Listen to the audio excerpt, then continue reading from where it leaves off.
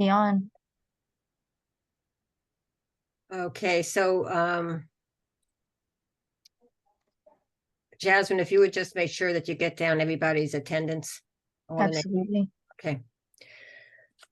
Okay, folks, it's 7:03. I'm going to call the November 13th Planning Board meeting to order. I'm Carol Lisbon, Chair of the Planning Board. This meeting is being conducted via Zoom per authorization from Governor Healy back in March of 2023. I ask that all of you keep yourselves muted if you're not speaking. And per Zoom requirements, I'm going to do a roll call vote to make sure that we have a quorum. So again, Carol Lisbon, Jody Shu. Here. George Sidgwick. Here. Val Lynn. Here. We also have Jasmine Farinacci, our town planner. And I see a bunch of citizens, which we'll get to in a minute as well. So thank you all for coming. The first order of business is approval of two sets of minutes from October 2nd and October 16th. I hope you've had a chance to take a look at them. Any comments or questions about the October 2nd minutes? None for me, Carol. Hey, Bill. Oh, did they lose? Well, you're on mute. Hi. No, Hi. they're in Final Four now. They Wonderful. won. And it's not tonight. No, it's not tonight. It's Wednesday at 4:30. So Oh, there you go. So exciting. Well, it's a good luck. go Congrats. DS. Yeah, thank you so much.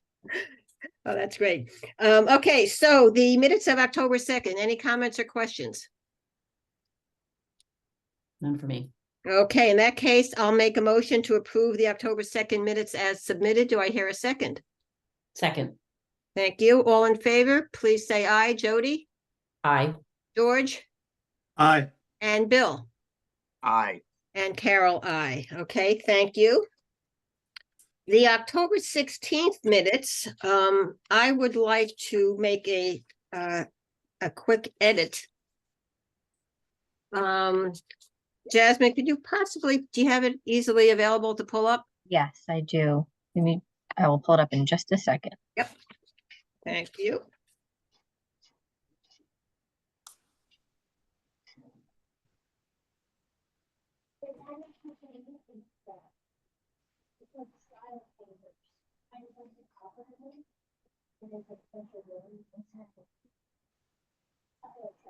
Or I can just read the change. So, Sorry, it's just loading. yeah, I know. Sure, we've got a lot of things on. Okay. If you go to the third page. Down to number 8, the bylaw changes. Yes. Okay, so on the bullet that on the about the construction hours, Yes. I think in retrospect and thinking about the meeting, I'm not sure that we agreed that the hours would be as shown versus having excuse me, a discussion about them. So if it's okay with everybody, I would like to change it to hours were discussed with particular attention to the weekend hours. I agree, Carol. I don't think that's an issue resolved. I Right. guess is my point. Yeah, exactly. Yep.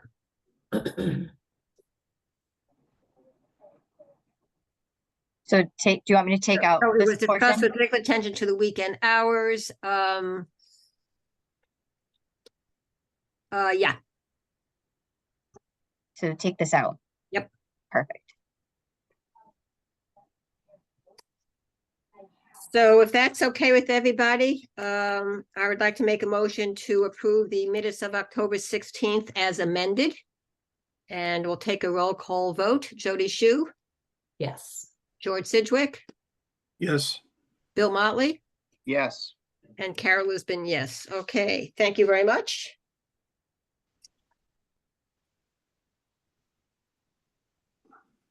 The next item are construction hours, which is why I think we have a wonderful group of Dover citizens here this evening.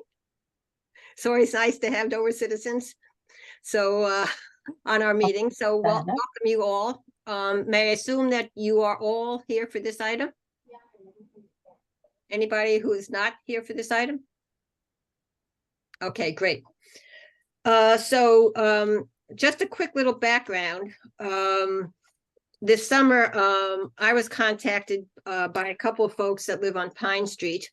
And concurrently, our new town planner, when she arrived in September and started to work with Building Inspector Walter Avalone, the issue of construction hours came up and the concerns that citizens had about construction going on in their neighborhoods, and the fact that Dover did not have any kind of bylaw or even an official regulation that that discussed construction noise and the hours of construction and so forth, as most of the surrounding towns do have. So even though it's not a zoning bylaw, we agreed to take it under our wing and came up with a construction bylaw that we hope will meet the needs of all of us.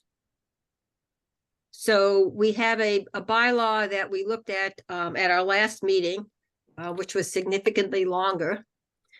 Jasmine and I had the opportunity to meet with town council about a week and a half ago. And it was Nina's thought that we should simplify it significantly. That it was a simple type of bylaw that seemed to have gotten a little bit out of hand. So what you have in front of you now is the draft that resulted from our conversation with Nina. And let's see, I guess I should take a look at some of the changes. Do you want me to open up the I just track have a changes question. one, No. Carol? Sorry. Jasmine, I just Did have you a have- question. Did you guys circulate this to us before this meeting? Did I miss an email? Should have been, did it not? Was it not in the? I don't have that in the email from Sue that came out on the 9th, and it might Okay, have let come me share that earlier right than now. that. I'm not sure. I just want to. It should have come out together, but let me. Okay, I'll thank you. just I share. just, it may just be that it's what we. Oh, thanks. That's okay. I'm not worried about it right now. I just like to try Okay. to keep a packet together for Yes. each thing of what we're talking about. So Right. maybe it would be a good idea on these ones to just send them as Word docs with the packet. So then we're getting everything in one email. And Yes, that's the even if intention. it's not your, the one that you're working on in a live manner, at least we have sort of your current thinking at the time we sent it. Right, absolutely. Thank you. So basically, Jasmine, you'd like to go over some of the changes that Nina had suggested? Yes, Yeah. so first she had just said it was too long, that we were including too much. And some things that we had mentioned in here were sort of reiterations of the same point. We were saying it in multiple ways. And we were also just really sort of ingrained in details that she felt weren't necessary for this. So I think the main issues that she pointed out were, one was the enforcement portion of it was, even though Walter is the enforcement of it, we did have to modify some of the language because we did say the police could report it, but we don't necessarily want the police to enforce it. So that language is set in this section in procedures.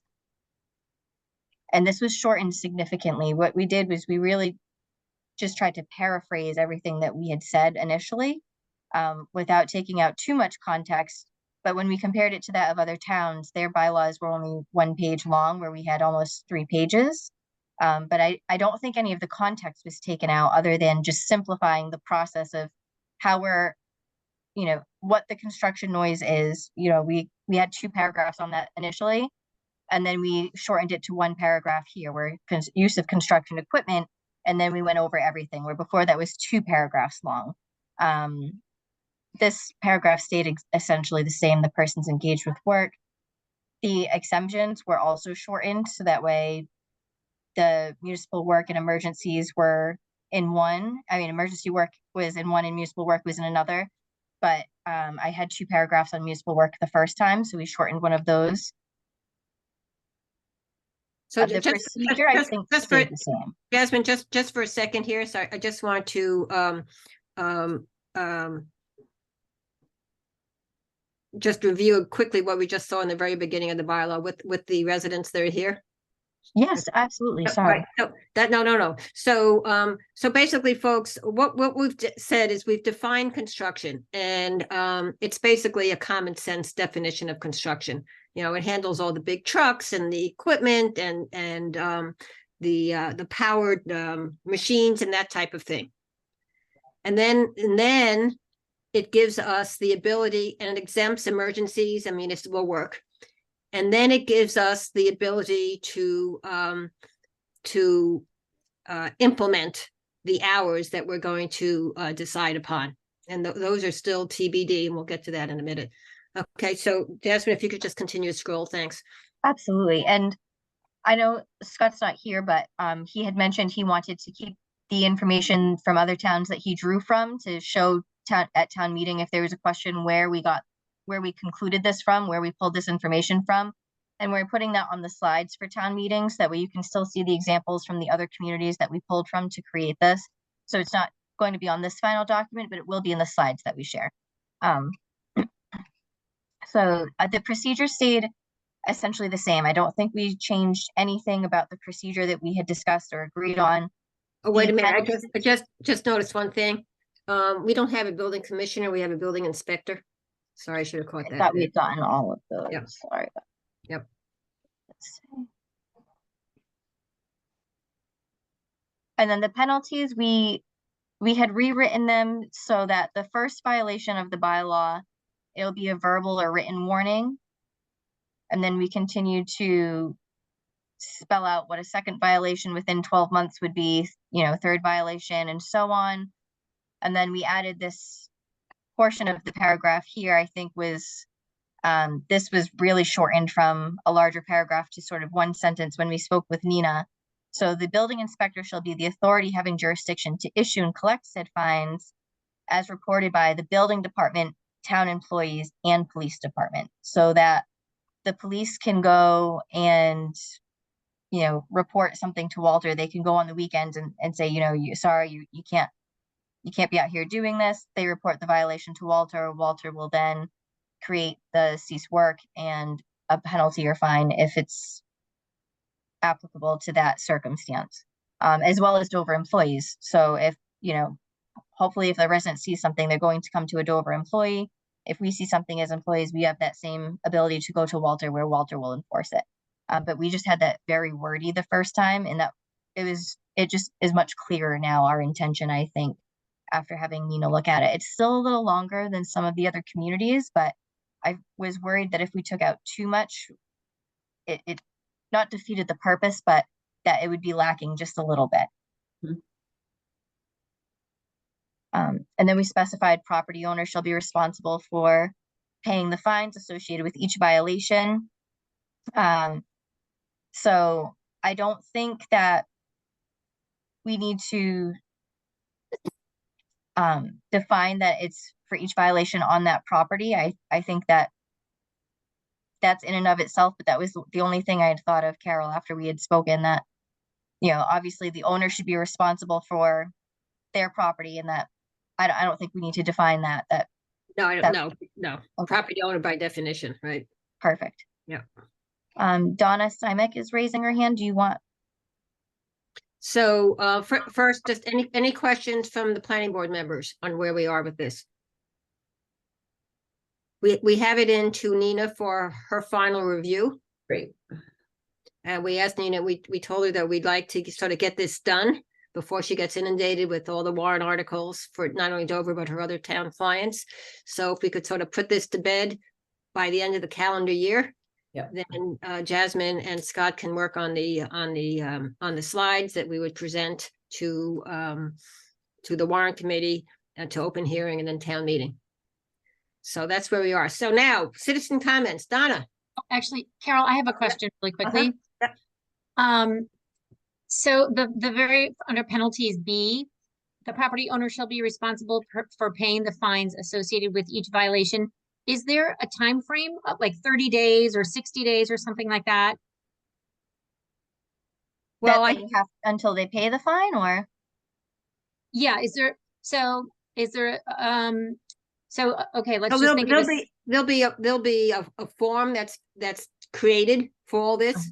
And we Mm-hmm. can make, it's a good point, we can make sure that, as with anything else, I mean, it's as with all other fines in Dover as well. So that'll be on the form. Okay.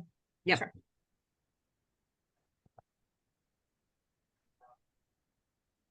Anything else from planning board members? Okay, Donna. So just a couple questions. So one, it sounds like you guys have done your research on looking at other towns. Is that typical, a 7 a.m. to 7 p.m. window for construction? Jasmine, are you able to bring up the earlier version that shows the different towns? With the chart. Absolutely. Give me just 1 second. I can absolutely do that. Yeah, and then while you're bringing that, my second question is the fines themselves. It sounds like the first offense, they get a verbal. Yep. The second, they get $100. A third is a 200. By the time they get to the fourth one, it's $300. It Yes, doesn't seem like much of a penalty. 4 times, you'd think that they'd learn by then. Do they have to cease and desist before they pay the fine, or can they continue to build? so they have to, so this is it's on a per occurrence basis, so let's say it's 8 o'clock at night and they're still out there. Right. And the neighbor informs, since it's 8 o'clock at night, they would form the police department. The police department would go out with a copy of the bylaw, present it to the contractor, and ask them to cease immediately. Then that report goes from the police department to the building inspector when the building inspector's office opens. And he will then, depending on whether it's, the first, second, or the fourth, issue the appropriate official documents. So during that time, so they don't have to pay the fine right away. They can continue to build the next day, or do they have to pay the fine before they continue to build? No, they can continue to build. They pay the fine within whatever Dover's policies are, which I have to check on whether it's 30 days or 60 days, whatever it is. Okay. And then I guess, so you've brought up the different towns. It just seems like the 100, 200, 300 doesn't seem like a lot of a fine when they're building a $3.5 million home, but that's, I guess that's where you brought up the different towns. Right. Yep. And that's also consistent with other fines that we have in Dover. Not that we have a lot, but last year, I think it was last year, we approved, or 2 years, last year we approved the bylaw for watering lawns in the middle of a drought. Mm-hmm. And it's basically consistent with those as well. Okay. So this is the chart that shows the various towns around us and their hours. I did do a little bit of research as well. The Carroll Community Center, for instance, that's currently being built, is Monday to Friday, 7 to 5, with Saturday 7 to 5 with prior notice to the building department. When Charles River School built their new middle school in the center of town, that was Monday through Friday, 7 to 5. And when we approved the car club on Haven Street, interestingly enough, it was Monday through Saturday, 7 to 7. Now, all the car club, of course, is in a residential area, even though it's manufacturing zoned. But the Charles River School and, of course, the community center are in the center of town. So it's not that there were neighbors that were going to be tremendously impacted, though there are a few probably on Whiting Road that would be from the community center. So that's sort of the history that we've had in Dover on this. 7 to 7 has sort of been the historical, cultural expectation of construction. But we are taking all thoughts under advisement. So if you feel, Donna and others, that 7 to 7 on weekdays is too much, then let's chat about it. We'd love to hear your input. Yeah, so it's Mariah. I wouldn't really have much to say about this except for the experience that I've had for the last year and a half next door at 33 Pine. And, while we learned that there wasn't a law, it seemed that many of us in the neighborhood had expected there would be respect for just how people live in terms of noise and building. We had nights where there were 3 cement trucks laying foundation at 9:45 at night. We've had police come, we've had the contractors say there's no law, so I can do what I want, basically.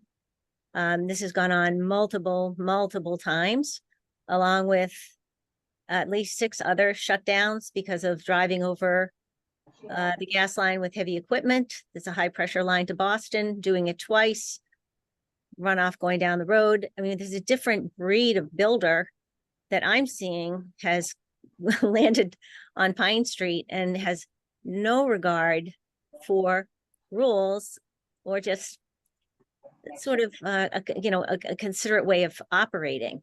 So when I look at this bylaw, I would just say, I think what needs to be factored in is that if there's not a consequence that's hurting, there are people who are not going to regard $100 as anything. If the police come on a weekend and Walter's on vacation, and this has happened in the past, and they're doing whatever they want to do on a weekend, there's no recourse, then this just it's gone beyond anything I could have imagined. I'm a psychologist. I see a lot.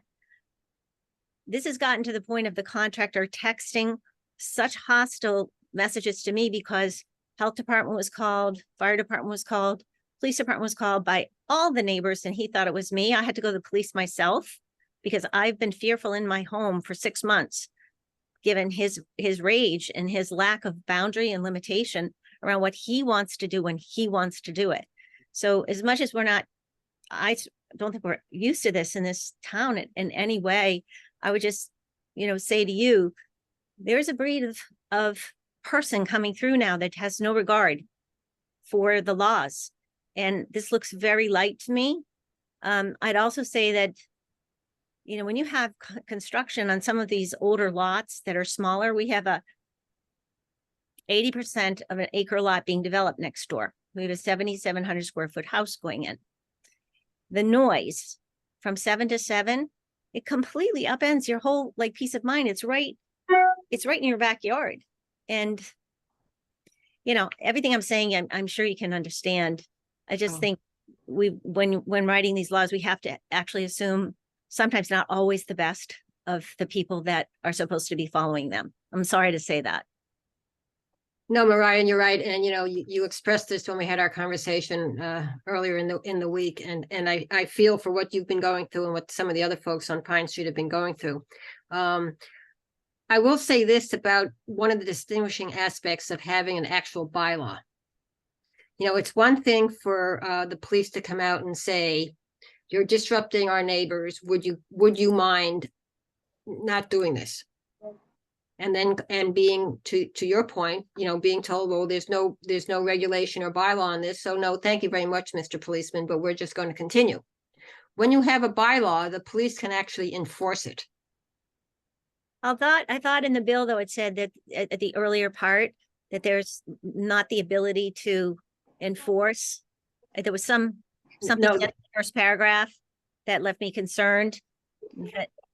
No, this is why we're doing a bylaw for all of you, so that it is enforceable. So So the police can say, we are here, we are enforcing this bylaw. We expect you to leave, and we're not leaving until you leave. Okay, I wasn't sure that was included in that. Part. Yes. So that's the real distinguishing aspect of a bylaw. Got it. Is a duty. So the building or any police officer to order the persons to act as, so the provisions of this bylaw to cease any prohibited activities. I see. Yeah. Okay, good. I missed that, Carol. Yeah, no, that's why, whether it was Walter or one of our public safety officers, you can ask nicely, but that was all you could do. Now with the bylaw, it's breaking the law. I would also say I would so much prefer to be at 6 o'clock as opposed to 7 o'clock. when it just completely destroys your summer. Your summer hours, you're already in the morning, people who do want to sleep in, not me, but bang, bang, bang, bang, bang. And then if that goes on into the night, I mean, it just ruins your whole ability to be outdoors, especially if you're not a 3-acre property or 4-acre property. It's awful. Right. And the houses are big because you can build 80%. You're not talking about 3,000 square foot house. You're talking about something that goes on, and maybe the pool's going in, and you know what I'm saying? The whole thing can be expensive. Yep. Carol, I think Mariah does make a valid point, particularly if they're starting at 7 a.m. in the morning. That's a 12-hour day, which I do think is tough on neighbors. I think she raises a valid point, and I wouldn't personally be opposed to limiting it and cutting it and stops at 6 p.m. I don't know how the other members feel, but I see the validity of her point. I agree. Yeah, I mean, Carol, you mentioned that at the Carroll School and also the Chickering School, it was 7 to 5. Those Yes. are the hours, correct? Yep. No, 7 to 5 for the community center and 7 to 5 at Charles River School. Yes. Okay, there you go. Also, isn't the Massachusetts law till 6? Isn't it 7 to 6? The Massachusetts general law on this. That I don't know, but this is a general bylaw where the towns can do something different. Just in terms of frame of reference, in terms of Yeah. what's form. Yep. Carol, is there a logic that you can recall for why 7 o'clock? Just flipping how we're talking about it instead of why Not a 6. clue. Jasmine, you might want to, get some background from Walter. Absolutely. My guess is going to be Walter's going to say when I came on board 13 or 14 years ago, it was 7 to 7 or whatever. Right. So we can make it 7 to 6 with Or 7 to 5 or 7 to 5. work day. Yep. That's a pretty solid work day, and it feels Yep. like you can. Yeah. I think there were 2 different times in Dover. It switched in the summer, longer hours in the summer, shorter in the winter, or vice versa. The recommended guideline. That would make just sense. That's contractors would want a longer day in the summer because the days are longer, right? So they- Except to Mariah's point, maybe neighbors don't want longer days in the Yeah. summer when you're Oh, trying to. exactly. Yep. No, I think, Mariah, you make an excellent point, and what we should be doing is doing a bylaw that meets the needs of the Dover residents, not Right. the needs of the contractors. Exactly. 5 o'clock then. 5. 5? Really? My neighbor, she's a physician, and she was going nuts. She's working so early and long days, and she'd come home and it's like bang, bang, bang in her house. And it was just like, if it was done at 5, like we agreed, we could live with it at 5. But I'm just saying, it would be so great if it was 5, just having lived through it. And if you live, as I say, next to a property being built, it is a bloody long day, especially if you're Yeah. working from home. Yep, no doubt.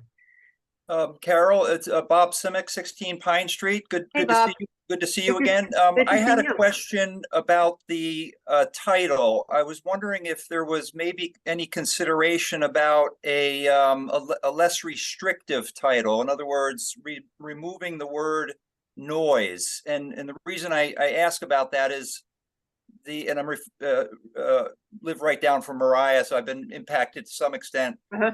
from the same construction going on up there. And what I found most offensive the last time we talked about it was actually the diesel fumes from what was going on up there. And I was thinking, well, if somebody can find a way to do, let's say, quiet construction, and quiet construction could be from the inside of the house where you're maybe doing some of the sheetrock work, and you're sanding it down, and you got dust blowing out the side of the building right towards Mariah's house. She lives right next to it. I mean, I don't know. It just seems that this is about construction, and about the noise, but just even people coming and going, doors slamming, and did you get the coffee, and this kind of stuff. I mean, I guess that's noise.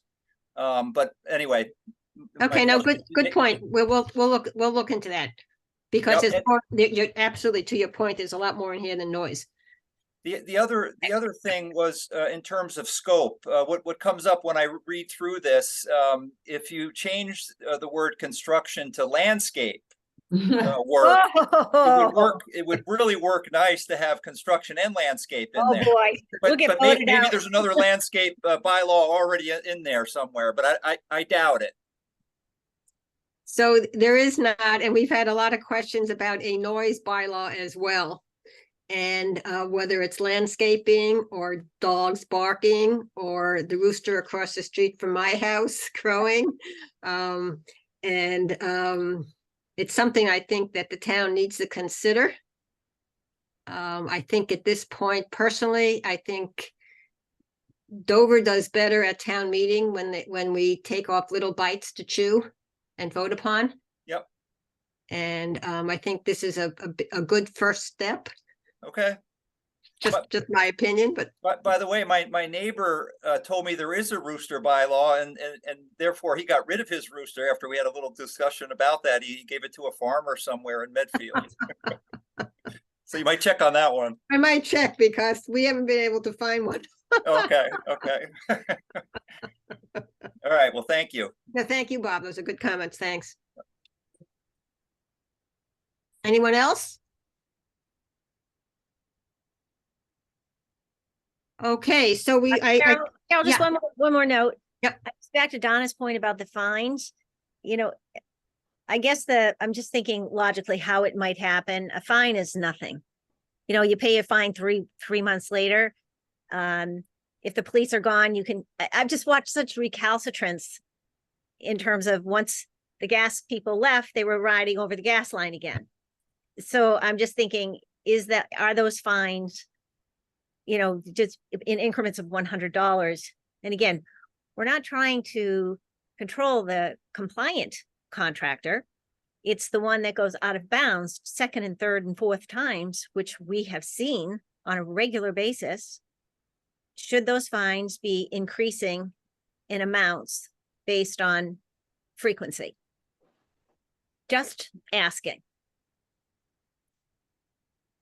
So, you know, a lot of the issues that you brought up with that construction at 33 Pine Street are outside the authority of the planning board.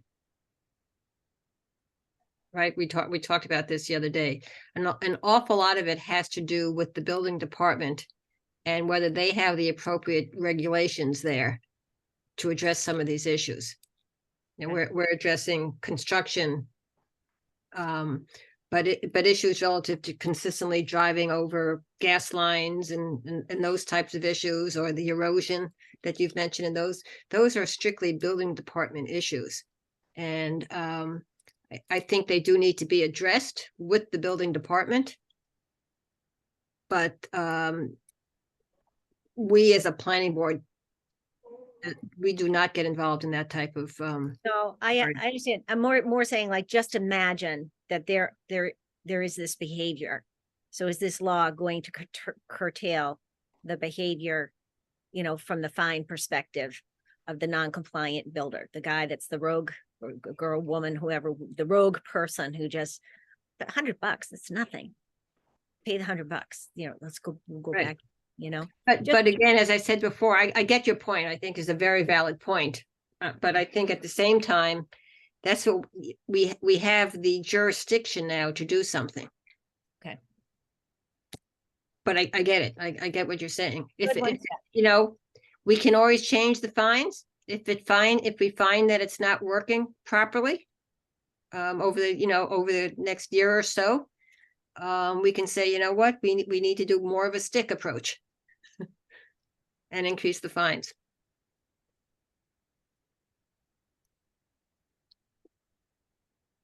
Anything else?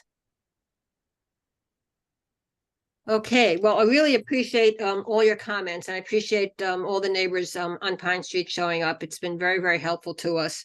We will take all of this under advisement. I think I would prefer to wait to do an actual vote on the hours until we have the full committee, the full board with us. And we're missing one person. So, and then of course, the next meeting, hopefully we'll have a full complement of board members at our December meeting. And we can take a vote at that point. We'll also, by that point, I hope, Jasmine, have Nina's final response any redlining that she's going to give us. So that hopefully on our December meeting, we can vote on this, including the hours. And then move on. So what we will do, folks, thank you for coming, and just please, check the agenda of our upcoming meetings. We will bring this up when we have all these issues ready to go for a final vote. But really appreciate you all coming and hearing your complaints. And it's horrible what you guys have gone through, no doubt. Thank you so much to everyone on the board for, listening to us with such an open mind. We really appreciate it. Yep, thank you again. It's always good to air. We all need to vent as well, right? That's right. Thank you so much. And your commitment to our town, we really appreciate that. Well, and yours too, Mariah. Okay, thank you very much. Thank you. Bye-bye. Okay.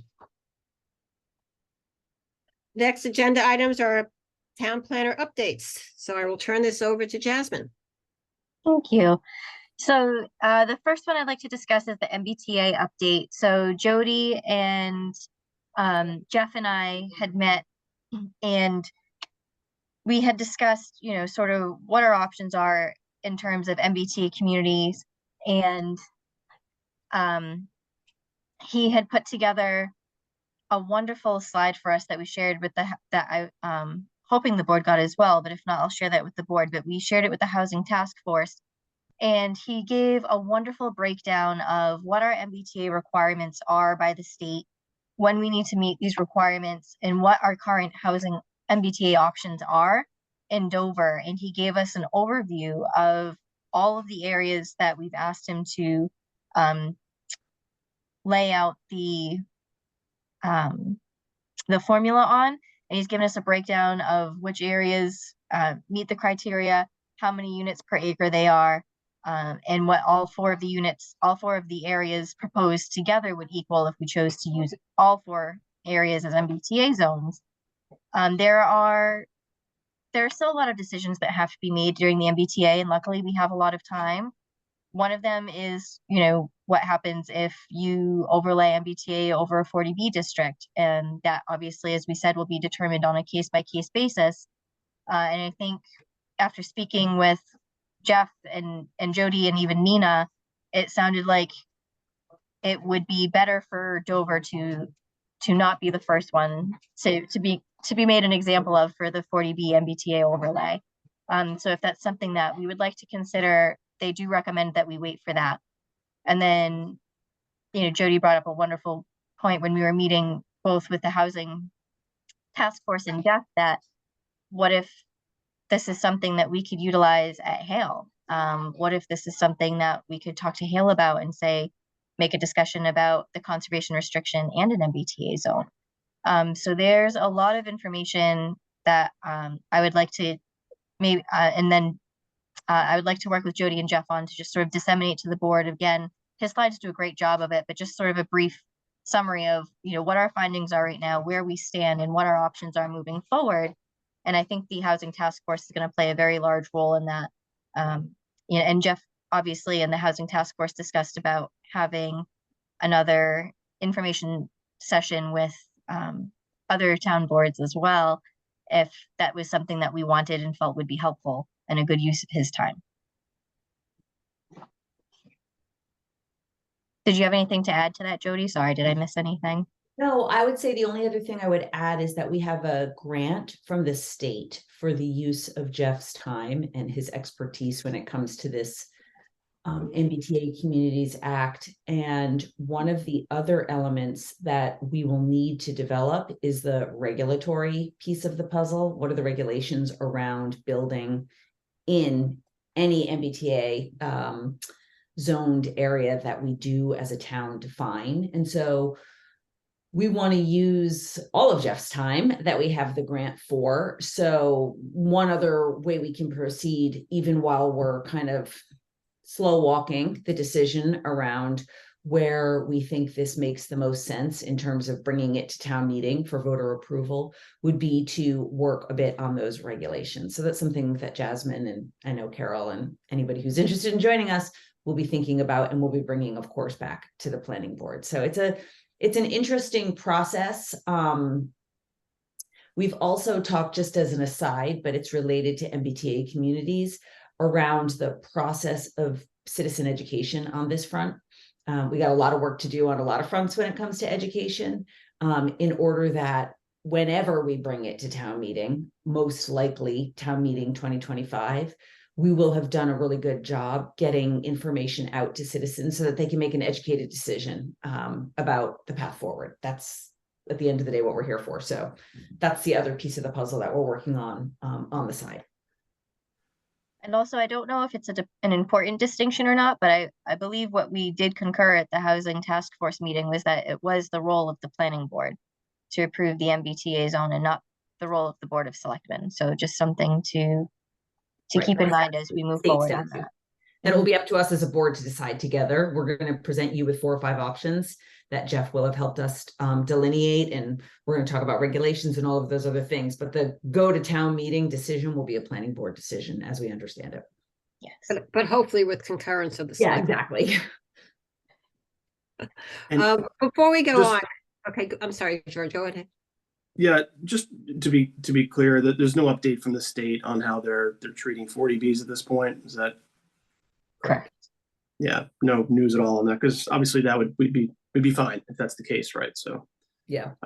Yeah. Jasmine, I know that one of the action items from our last housing task force was to create an executive summary of Jeff's slides Yeah. in order to communicate that inside the townhouse. Mhm. When you do that, would you mind also copying the planning board on that executive summary and absolutely. also the full slide deck, just in case anybody, because I mean, you guys, I know it's a lot of information and maybe you're not going to get to it in the immediate near term, but it's good to be kind of keeping your eyeballs on these conversations as things are progressing. And for instance, what Medfield has done, I get both the Medfield and the Needham newsletters, which are weekly. What Medfield just did was they've identified 4 possible MDTA overlay districts, and they are presenting it to the public Yeah, to get the public input as well as to the pros and cons of each one. it's a great idea. We should be doing that. I mean, we're not there yet, but yeah. Are they planning to bring that to town meeting to your knowledge this spring in Medfield? I don't know. I think they're a year ahead of us, right? Because we Oh, have they- until 2025. They only they have have till a December stop. 2024. Oh, Right, yeah. that's the issue. Right, So yeah, they are. right. They're not small, right? That's good. So we can follow their lead. We can learn from their process, even though it's a bit different, but. Well, and to George's point, the advantage of having it till 2025 is that there are 177 cities and towns involved with this, and a good number of them will have between December of 2023 and December of 2024, the vast majority of them will have gone through this process, and we will have a much better understanding of what the state is doing about some of these issues, Right.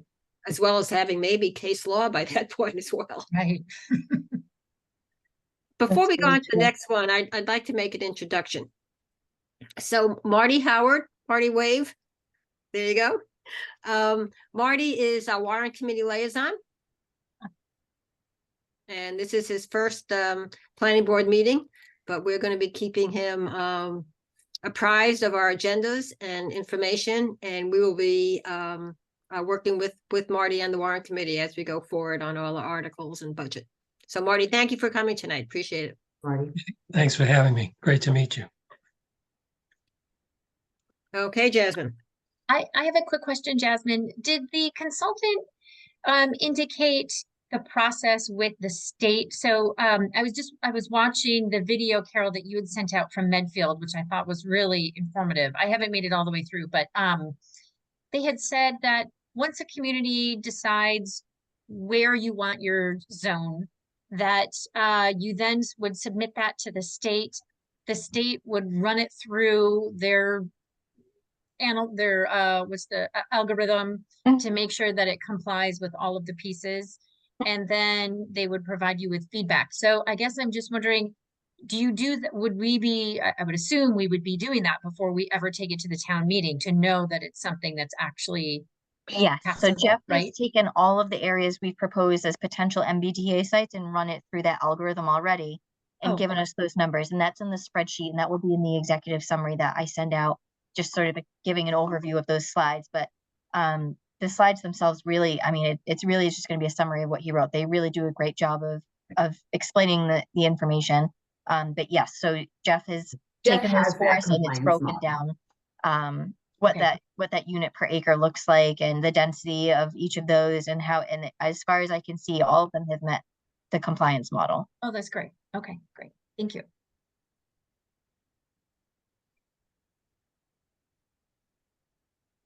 Okay, so next would be an update on the design guidelines update. So Carol is very kind and met with George and Bill and myself on the draft design guidelines that we put together. It was very largely based on the Brovitz report that you had received previously. I had gone through and taken a lot of that language and a lot of those examples since he pulled from all of the public meetings that he had done. There's no need to redo all of that work that he did. So a large majority of it is pulled from the Brovitz report. But after our discussion with Carol, it's clear we obviously have a lot of work to do on it. We're probably about 25% there. You know, we're just trying to narrow it down, really make it more suitable for Dover instead of just this broad, blanket design guideline. Really get down into, is this actually the material that was discussed at these public hearings? Is a slate roof actually something you're looking for? Is this actually what you want for, landscape designs? Do you want shared parking? And then also some logistical things such as speaking with the Board of Health about if we ask somebody, to share like a particular site or these sites are small in the village center, how does that impact us with, well placement or septic placement, and just trying to get an idea of things that maybe we didn't think of in the design guidelines, as well as getting input from Mike Angieri, our town engineer, Walter Avalon, our town building inspector, and then we'll regroup. George and Bill and myself will regroup once I've had an opportunity to infill a lot of that information. And then probably once we feel that it's about 50% complete, I think it would be a good time to present it to the board, discuss what you think, and then we can start really taking it to the next level. I don't think it's something that would be complete, obviously, for this town meeting for FY24. I think it's something that's going to take a lot more effort than that. I wouldn't feel comfortable presenting a product to Nina at this time, and I would really like to get her involved in the process at this point for something like this. So I just don't think it's going to meet this town meeting timeline, but I think you'll end up with a better product if we wait. Are you talking about the guidelines or the bylaw? The Right. design guidelines, So sorry. the guidelines don't go to town meeting. Oh, no, I'm sorry, that's just Okay. a planning board approval, and then it goes Public to hearing and so a forth. public hearing, so, sorry. Yeah. But yes, so I don't, we don't really have a set deadline for that, then I apologize. But again, it's going to be, I would hate to even say December, probably January, by the time we get something that's really hashed out enough for the board to take a look at, I think. I don't want to put it in front of you until we feel like George and Bill and myself have really ironed out as many wrinkles as we can before we put the minds together. I'm sorry, one of the things we haven't talked about, and I'll defer to you and Bill and George on this. Bill, you and I had some wonderful conversations with the landowners down in the village center, like a year and a half ago. Right. So the question is, do we share this and have a conversation with some of them first, as well as Mike Angieri and Walter and so forth, as we try to work on these guidelines? Just a thought. Yeah.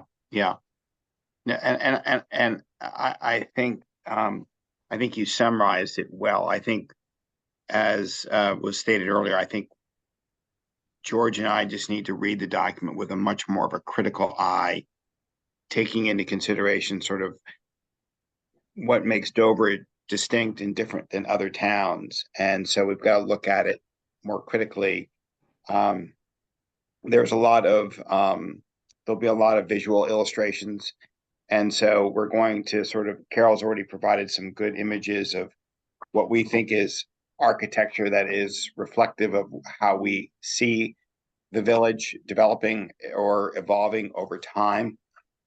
But we also just have to read the document more carefully. As Carol had pointed out, for example, we have a signage bylaw already in place, and we need to make sure that everything that we are incorporating into this document is congruent with the laws that are already in place within the town. So it requires just a careful eye and more detail, but I think it's a reasonable expectation that by January we should have something for you guys to review.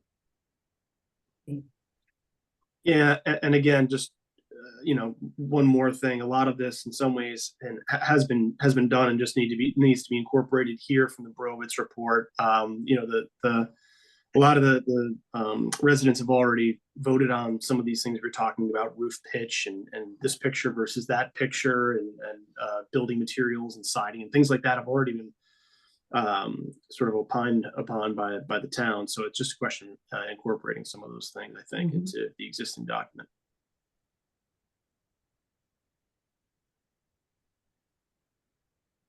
Yeah. Any comments or thoughts, guys? I think it sounds great if it was January. I think that would be amazing. Yeah.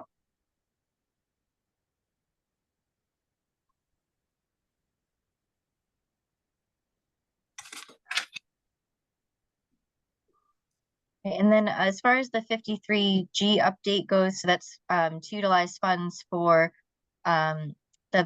the planning board to be able to, for say a site plan review that's not already covered in our current zoning bylaws, to be able to request a consultant and have the applicant pay for that consultant. I believe site plan review was the only item that we had left that Nina said wasn't covered under 53G.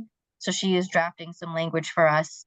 I believe she said she'll have it by her next office hours, so December office hours. And so we'll hopefully be able to meet with her and review that. I mean, Nina's writing it, so it's just going to be a review. I don't think we're going to have any comment on what Nina wrote. So it'll be a great tool to have. Is your expectation that we would use that capacity as we feel necessary? Is that how it works? Yes, so it depends on obviously the type of site. I mean, you get site plan reviews for pools all the time. So that's something that you might feel comfortable doing. But say you get a site plan review for, this cabana and this pool and, XYZ, or some solar that you're not familiar with. Okay. Just something that you want sort of an expert's opinion on that maybe we don't have in-house. You have the ability now to say, I don't know, I don't fully understand how this is going to impact the other, and I need an expert to be able to look at this, disseminate for us.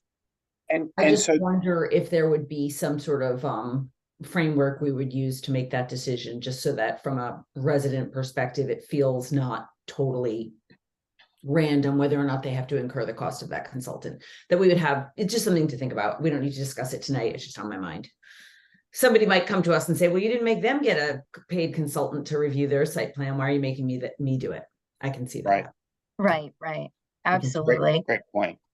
Usually there is some type of language in the bylaw that says something like at the discretion of the board, or something along those lines. So that way you are able to view everything as on a case by case basis.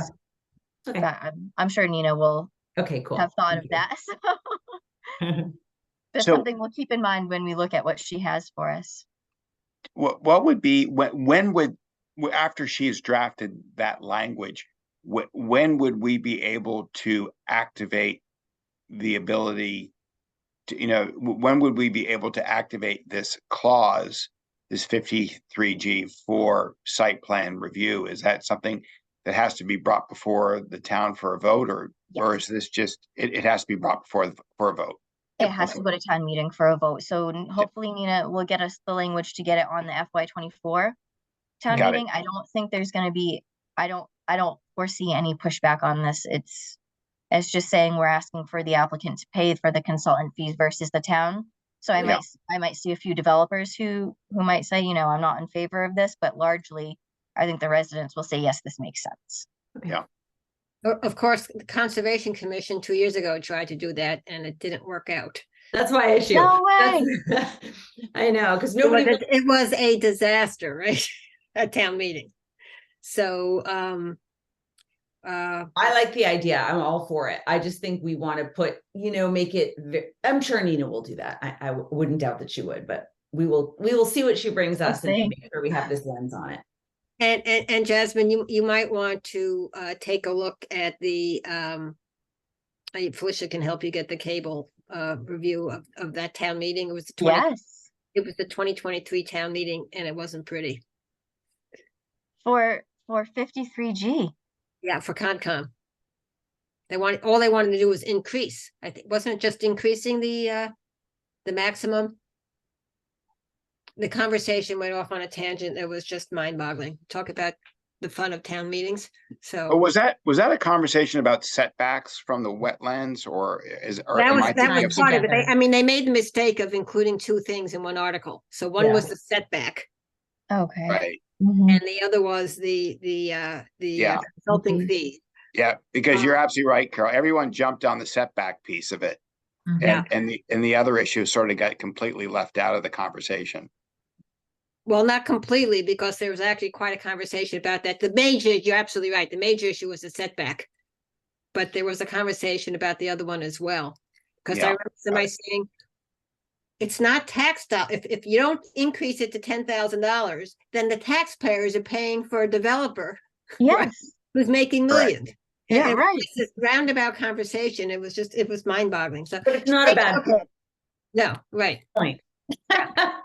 I'll Yeah. have to look at that. My curiosity is piqued. I will watch that meeting because I thought this was going to be a slam dunk. So now at least I'll be Oh, prepared. come on. You've been to enough town meetings so that you can't say that about anything. I know.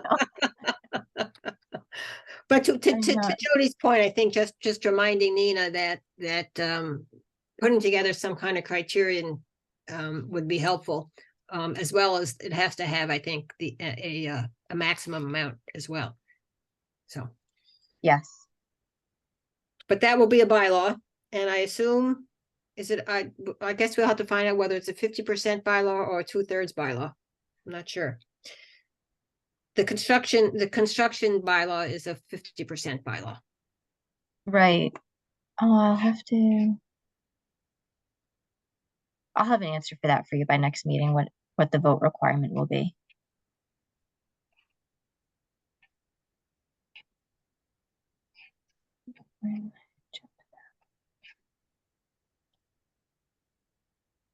Okay, did you want me to pull up the budget narrative? Sorry. Let's just could you just give a quick update on your zoning diagnostics RFP? Oh, yes. So the zoning diagnostics RFP has been revised to the format that we that Dover standardly uses in RFPs. And I added some contractual language to it on Mike Blanchard's request. I sent that back out to Mike and Mona for their final review, and I believe he's having Chris. Oh, I'm sorry, Carol. What is his last name? Costello, the new assistant. Costello, thank you. I believe we're having Chris Costello wrapped in on this now, looped in on it. And then once we get the blessing from Mike and Chris, then we're going to send it off to Nina for a quick review, and then we'll be able to post it. We may have to revise some of the dates after that, just to make sure that, we're giving people enough time to actually review the RFP and get it back to us in a timely manner. But that would be the only change that I would foresee after Nina's review. I will reach out to Mike about that tomorrow, because we sent that last week and I haven't heard back yet, but he's obviously a lot busier than I am, so I don't fault him for that. But the bottom line is that we would love to get it done so that we can have a consultant on board in January to start the work. And Judy Barrett did already say she would be, more than happy to respond to that RFP. So hopefully she can do that. Hopefully that's within her realm. I know she said she's really busy with MBTA right now, but I've never heard her say no. So what would the Commonwealth do without Judy Barrett? But I don't want to imagine. Laura Harbottle, before she left, also gave us Judy plus 2 other consultants that she would recommend. I did send you that list. Yes. So, because we do have to, we do have to go through a bidding process. Yes.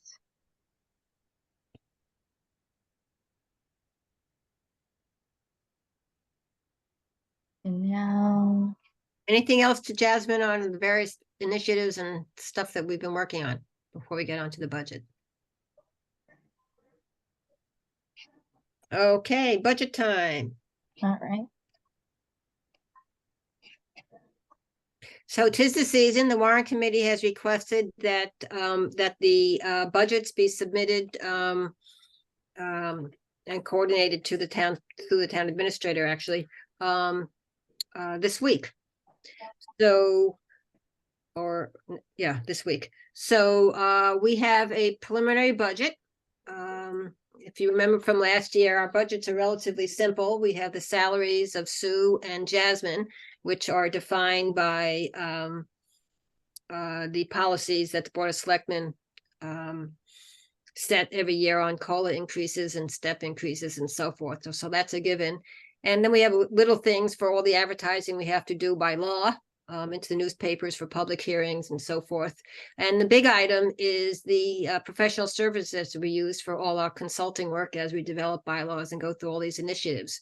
So in fiscal year 24, we requested and town meeting approved $90,000 for consulting services. And this is the draft memo that was worked on today. And it's level funding, so it's requesting that we maintain the $90,000 to use for the various initiatives next year. So Jasmine, I'll let you go through that. Thank you.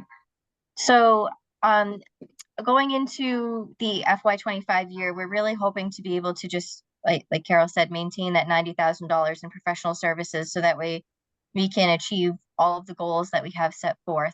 So we've broken it down into tree preservation, the comprehensive review of the zoning subdivision bylaws of the rules and regulations, the village center rezoning, and updates to the master plan. So we are requesting. That should be 2012, not 2021. Yep. Perfect. Okay. And so in total, we are still requesting that $90,000 that we had last year be carried over into FY25. Due to there not being a planner in place and the turnover between Laura leaving, there wasn't a lot of opportunity to complete a lot of those tasks that were on the agenda. So for FY24, so those initiatives are being carried over to the FY25 calendar year. So we're hoping that the warrant committee will see our initiatives, see that we are trying to make progress, but we were limited in FY24, and approve those funds moving forward for FY25.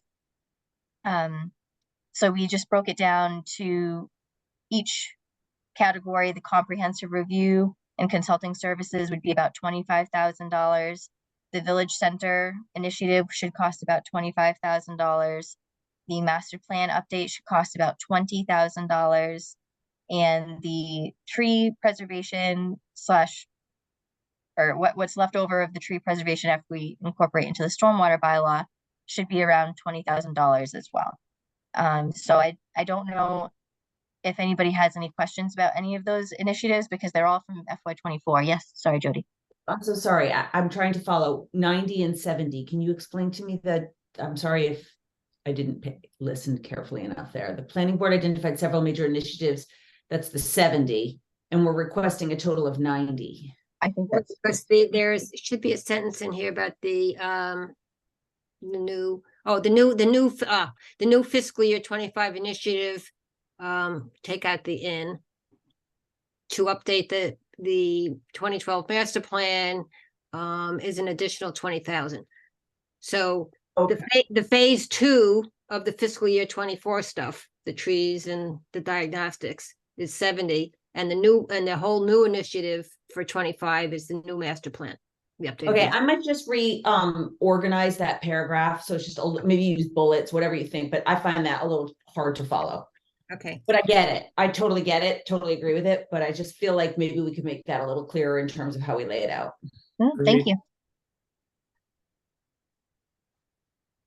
And then obviously we just did an overview of the department services, how we review site plan review, special permits, approval not required, definitive subdivisions, as well as reviewing the zoning bylaw applications, a state legislature to ensure there's no discrepancy between state, federal, local regulations, as well as updating zoning to meet growing and diverse needs of Dover.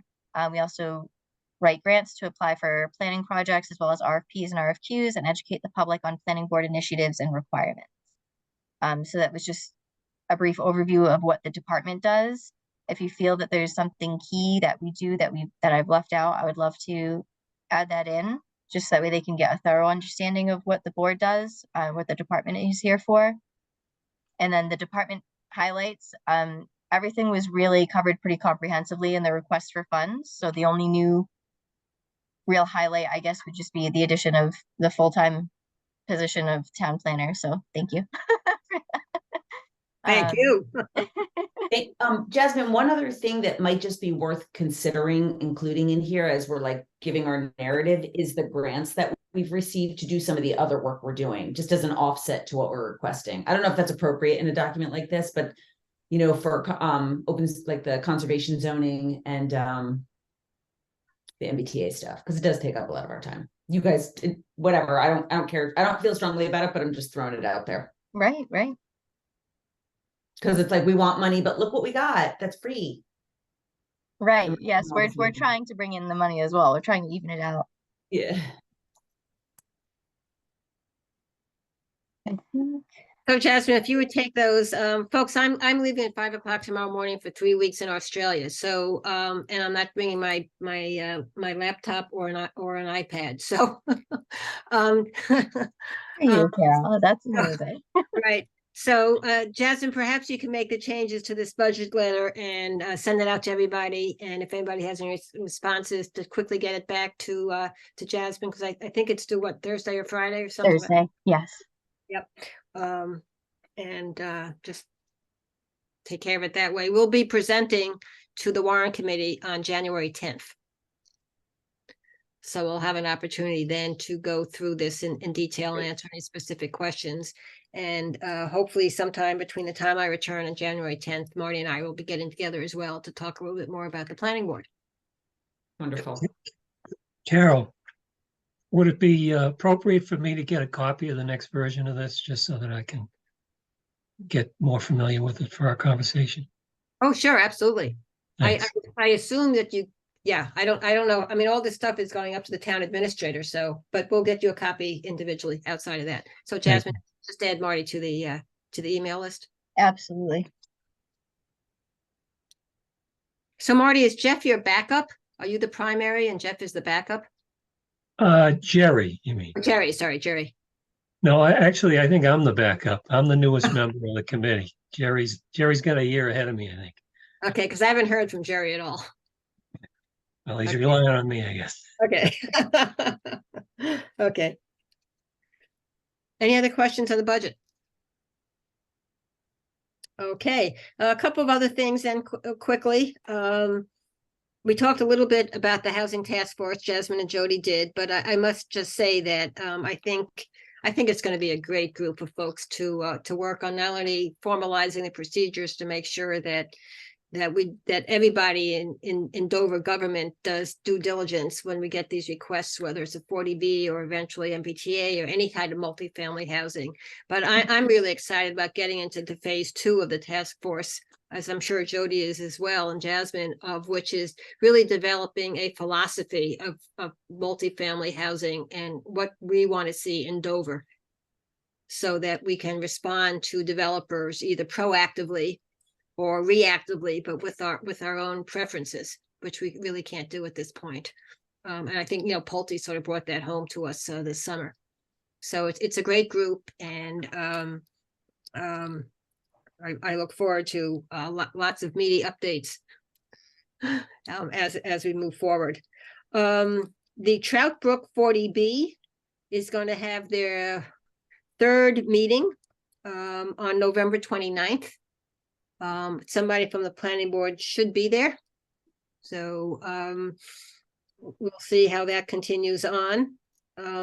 I think you all received a copy of the town response to mass housing on the Tisdale 2, Red Robin 2, 40B up off of 109.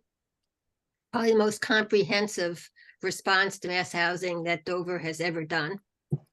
And lots of input from lots of boards and committees, and the letter was then the information was then given to town council to write up to the response. I think they did a great job, and we'll see what happens.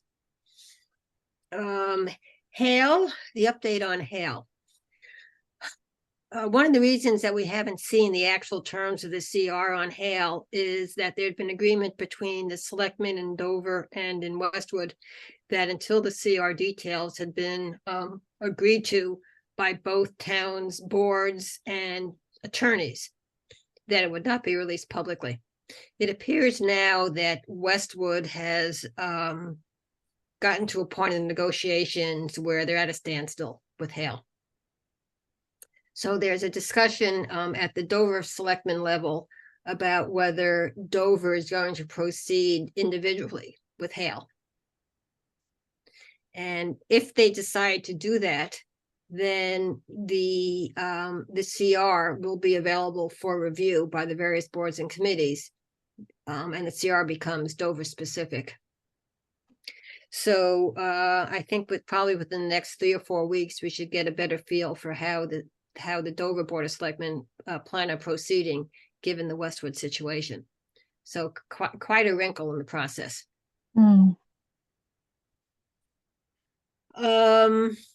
And for those who just want to learn a little bit more about the tree committee, I highly recommend that you watch the first 15 minutes of the November 9th Board of Selectmen's meeting, where Val presented to the Board of Selectmen and a request to have an Arbor Day. Well, Val, you tell them what you did, but you were fantastic. Oh, thank you.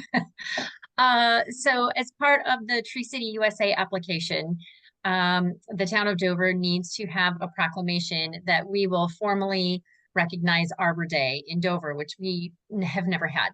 So we asked them for 2 proclamations, actually, one for 2023, because it goes by the calendar year, not the fiscal year. So one for 2023, so we can still comply with the terms for 2023, and then one for 2024, which so the in the agreed. So our event is going to be actually tomorrow at noon. I think I sent an email out to everyone. So we will have our observance day tomorrow, and then we will have an observance day April 26th, I believe it is. It's the last Friday in April for 2024.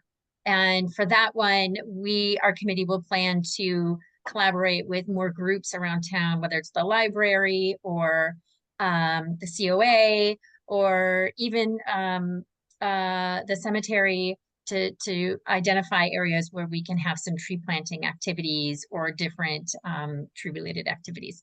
So it was great. It's very exciting. We're getting started, and we have our first annual observation. Well done to you and the committee. Thank you. Everyone's working hard, so it's great. Great. So that's it from our standpoint. Any other comments or questions? Thoughts? Okay. Good, Carol. Thank Safe you. Thank you. Thank you. Yeah, it's from the time when we leave the house in Dover at 5 o'clock tomorrow morning to the time we get to Sydney is like elapsed time of like 35 hours. So, Gosh. you know, because you got that layover in LA and stuff, but we've done it well over a dozen times. So can't wait to get back to my home away from home. So Yeah. Good for you. That's amazing. Have a great time. Thank you. Thank you. Jody will be chairing the November 27th meeting. Be afraid, everybody. Be very afraid. It's gonna go great. So thank you for that. And I wish everybody a happy Thanksgiving. Thank you. Likewise. You as well, yes. Any safe travel. Yeah, they don't do, Thanksgiving is a US holiday. Right. Yes, yes. They don't do Thanksgiving over there. I'll be partying for a friend's 70th birthday party. Oh, sounds that's great. amazing. And Alan's playing in his band. Oh, amazing. What does he play? What instrument does he play? He plays the bass. Oh, and, that's amazing. He's been practicing for 6 months. I sent him the playlist. What can I tell you? Oh, that's wonderful. Anyway, have a wonderful, and for anybody who's traveling over the holidays, safe travels for you all as well. And thank you very much. So at this point, 8:18, I make a motion that we adjourn the meeting at 8:18. Do I hear a second? Second. All in favor? Aye. There we go. Okay, everybody. Thanks so much. See you in December. Enjoy your Thanks, vacation. Carol. Thank Take care. you. Bye. Good Have a evening. great vacation. Thank you. Bye-bye. Bye.